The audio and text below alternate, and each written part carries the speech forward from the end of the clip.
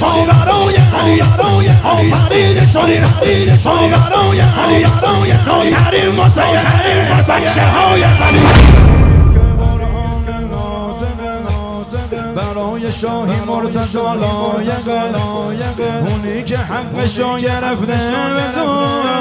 خلیفه نیست باید بگیر سارقه خلیفه نیست باید بگیر سارقه